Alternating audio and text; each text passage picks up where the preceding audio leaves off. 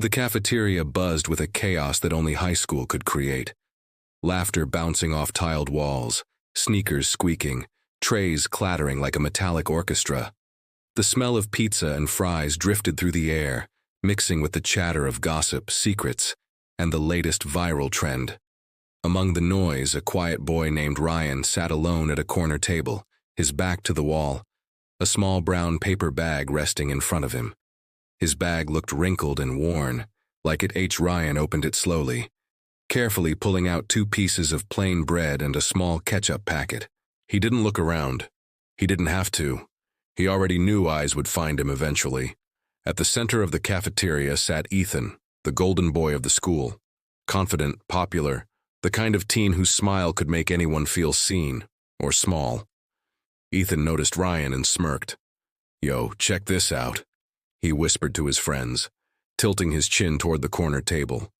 His friends turned, half curious, half ready for entertainment. "Is that seriously his lunch?" One of them laughed. "Bread and ketchup? Bro, that's brutal." Ethan leaned back, the corners of his mouth curling. "Guess we've got a new 5-star chef in town." Laughter erupted, not cruel in tone, at first, just careless. But for Ryan, it hit like a punch to the chest. He froze, eyes locked on the ketchup packet in his hand, trying to block out the sound. "Hey, someone get a picture," Ethan said, pulling out his phone. "This is gold." A flash, a moment, a piece of humiliation captured forever. The laughter swelled, echoing through the cafeteria until a teacher's shadow crossed their table. And just like that, everyone went silent. But silence couldn't erase what had already been done. Ryan quietly folded his lunch bag, tucked it back into his backpack, and left the cafeteria before anyone could see the tears forming behind his glasses. That night his home felt colder than usual. His mother, weary from her second job, smiled softly as she handed him a small plate of bread. "I know it's not much, honey," she said, her voice gentle but heavy with exhaustion. "But one day things will get better." Ryan nodded, forcing a smile that didn't reach his eyes. "I know, Mom." On the table, a flickering light bulb buzzed, echoing the quiet strain in their tiny apartment. In the morning, Ryan woke before dawn to help his mom pack lunches for both of them. She scribbled a small note on a scrap of paper and slipped it into his bag. "For luck," she said with that same tired smile. At school, the whispers had already begun. The photo from yesterday had spread like wildfire. "Bread boy," someone snickered as he passed. "Hey, ketchup kid," another voice chimed. Ryan kept walking, eyes on the floor, trying to drown out the noise with the rhythm of his footsteps. Every step felt heavier than the last. Ethan, meanwhile, had gained a few new followers online. His post was racking up likes. The joke had made him even more popular. But somewhere, buried beneath the attention, something uncomfortable stirred inside him. A small, quiet guilt he couldn't quite name. Days turned into a week, and Ryan's silence became its own kind of presence. No complaints, no retaliation, just quiet endurance. Until one Friday afternoon, the loudspeaker crackled to life. "Attention students, please report to the cafeteria after lunch. There will be a special assembly." Ethan groaned. Great. Probably some boring talk about respect or something. His friends laughed. But they wouldn't be laughing for long. When everyone gathered, the atmosphere felt different, heavier. The chatter faded as the principal, Mrs. Carter, stepped up to the microphone. She was calm, but her eyes held the kind of disappointment that could silence a room faster than a shout. "Before we begin," she said slowly, "I want to address something that happened right here in this cafeteria." The crowd exchanged uneasy glances. Some students already knew what was coming. Many of you have seen a photo circulating online, a student's lunch being mocked. Ethan's stomach dropped. Mrs. Carter held up a brown paper bag folded just like Ryan's. "This," she said, "is not just a lunch bag. It's a story." The cafeteria was silent. Even the hum of the vending machine seemed to fade. "Inside this bag," she continued, "are 2 slices of bread and a ketchup packet. Simple. But before anyone laughs, I want to tell you about the boy who brings this lunch every day." Ryan's breath caught, his face flushed with embarrassment. But Mrs. Carter's tone wasn't exposing him. It was protecting him. "This boy," she said, "has a mother who works 2 jobs, a father who's been out of work for months. Yet every morning that mother still makes sure her son doesn't go hungry." Gasps filled the room. Ethan's face went pale. "Yesterday," Mrs. Carter said softly, "I visited their home. I saw a boy studying by candlelight, helping his mom cook dinner. I saw strength. I saw love." Ryan's eyes widened. He hadn't expected that. Mrs. Carter reached into the bag and pulled out a folded note. Her voice trembled slightly as she read it aloud. "I'm proud of you. Keep going." The cafeteria fell utterly silent. Even the bullies who once snickered now looked down, their laughter replaced by shame. Ethan's throat tightened. He couldn't look at Ryan. He couldn't even look at himself. Mrs. Carter set the note gently on the table. "Kindness costs nothing," she said quietly. "But cruelty, it can cost someone everything."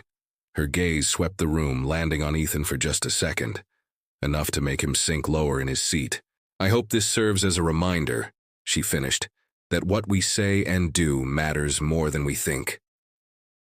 The assembly ended in silence, no applause, just reflection.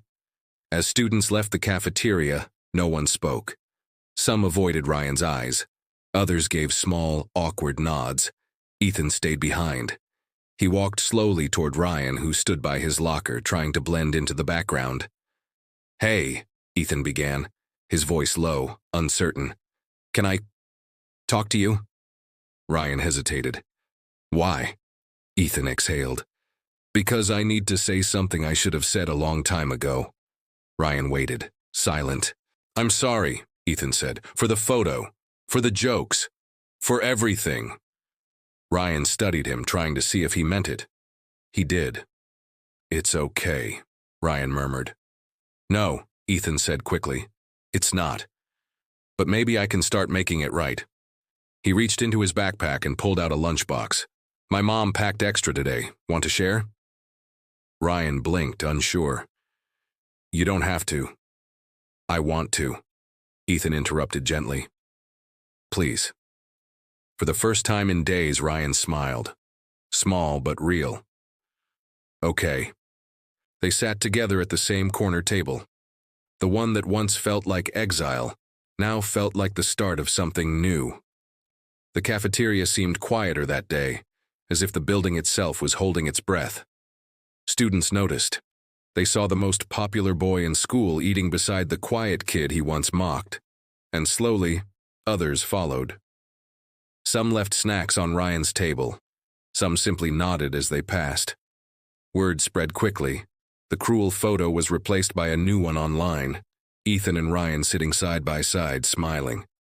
The caption read, "We all deserve kindness." That photo got even more likes than the first, but this time for the right reasons. Mrs. Carter saw it later that evening and smiled to herself. "Lesson learned," she whispered.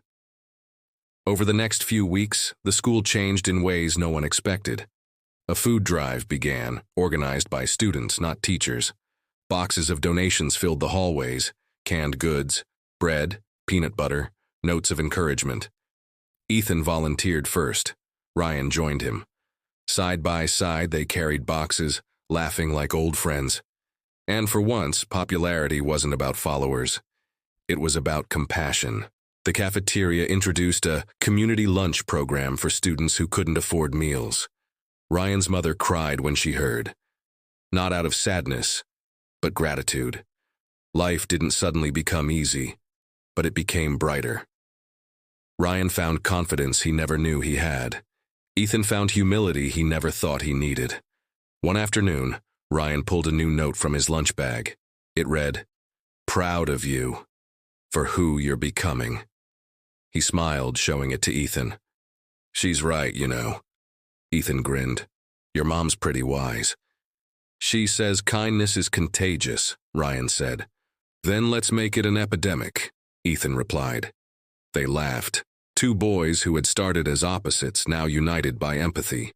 At the front of the cafeteria, where Mrs. Carter once held that brown bag, now hung a framed note that read, "Kindness is the meal that feeds everyone." Every student who passed by read it, even if just for a second, and remembered.